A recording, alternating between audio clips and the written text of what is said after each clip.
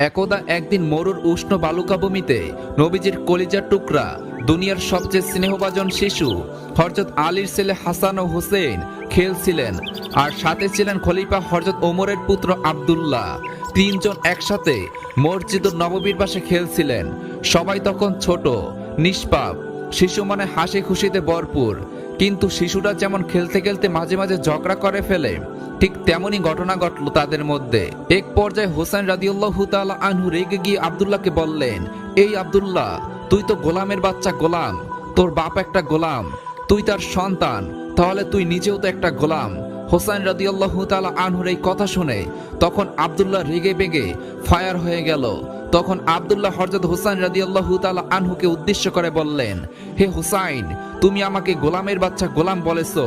তুমি কি ভুলে গেছো আমার বাবা বর্তমান মদিনার রাষ্ট্রপ্রধান এবং আমার বাবা মুসলিমদের আমিরুল মুমিনিন? তুমি তা জানা সত্ত্বেও তুমি কিভাবে আমাকে গোলামের বাচ্চা গোলাম বলেছো? তুমি আমাকে এমনটা একদমই বলতে পারো না।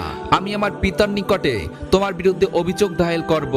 এই কথাগুলো বলতে বলতে আব্দুল্লাহ তখন অনেক কান্নাকাটি করলো। শেষমেশ আব্দুল্লাহ মন খারাপ করে বাড়ির দিকে চলে যেতে লাগলেন।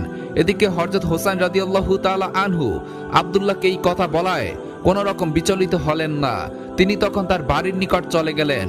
আব্দুল্লাহ যখন বাড়ির দিকে কান্না করতে করতে ফিরছিলেন, ঠিক সেই সময় ছেলেকে কান্নারত অবস্থায় দেখে খলিফা ওমরুল মুমিনিন জিজ্ঞাসা করলেন, বাবা আব্দুল্লাহ, কি হয়েছে তোমার?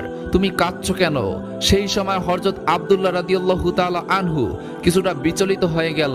তখন আব্দুল্লাহ হযরত ওমর রাদিয়াল্লাহু তাআলা আনহুকে বললেন, আব্বাজান, হোসাইন আমাকে গালি দিয়েছে।